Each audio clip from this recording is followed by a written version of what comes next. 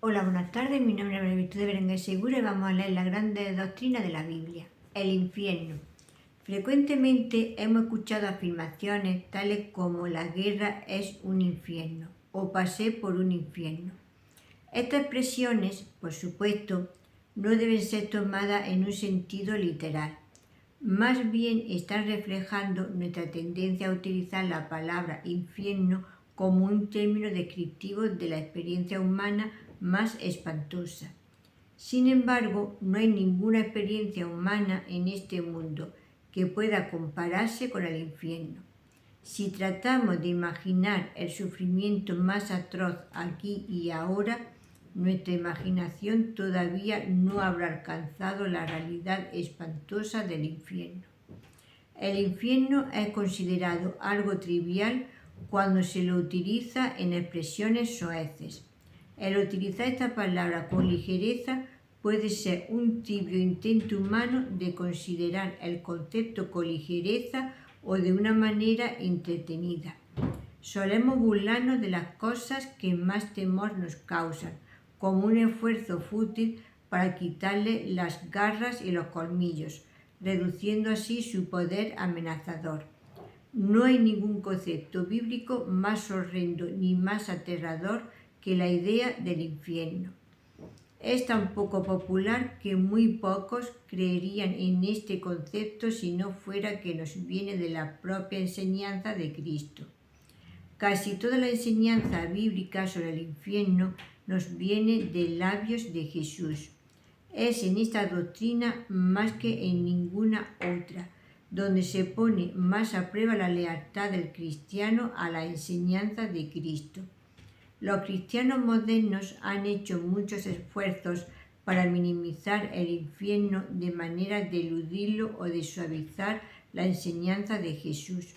La Biblia nos describe al infierno como un lugar de oscuridad, un lago de fuego, un lugar de llanto y de crujir de dientes, un lugar de eterna separación de las bendiciones de Dios, una prisión, un lugar de tormento donde el gusano no morirá jamás. Estas imágenes tan gráficas del castigo eterno nos llevan a preguntarnos: ¿debemos tomar estas descripciones literalmente o son solo símbolos? Yo sospecho que se trata de símbolos, pero eso no es ningún alivio. No debemos pensar que son simplemente símbolos. Es muy probable que el pecador en el infierno prefiera un lago literalmente de fuego como su morada eterna que la realidad del infierno representada en la imagen del lago de fuego. Si estas imágenes son símbolos, entonces debemos concluir que la realidad es peor que lo que el símbolo sugiere.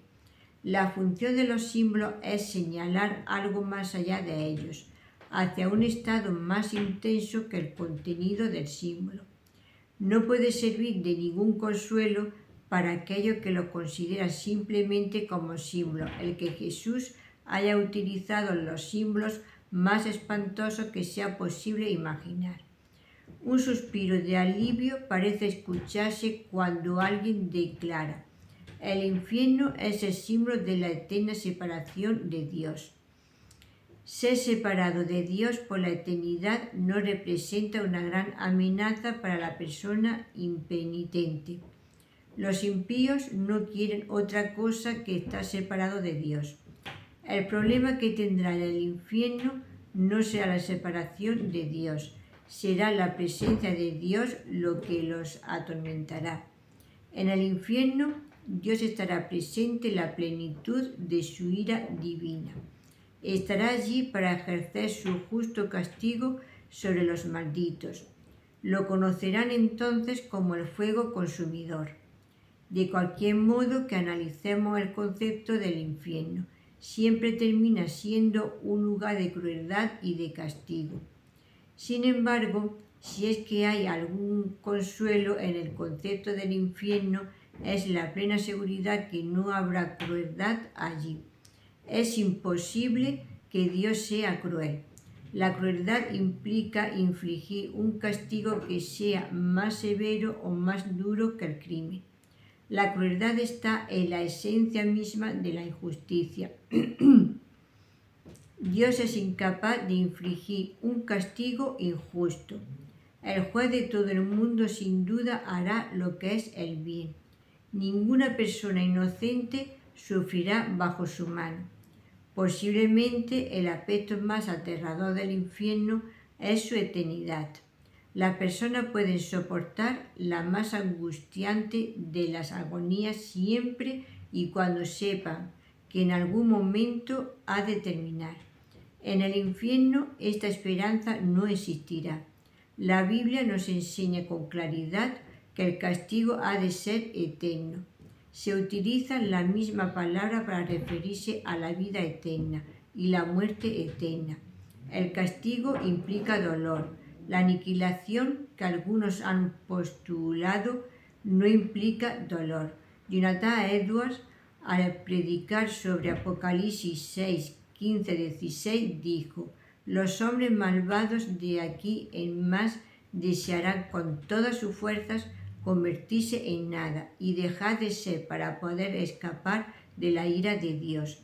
El infierno, entonces, es una eternidad frente a la ira de Dios, justa y siempre ardiendo, un tormento en el sufrimiento, del cual no hay escapatoria posible ni alivio.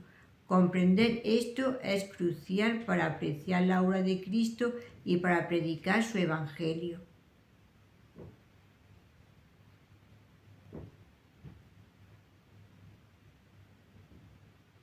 Resumen: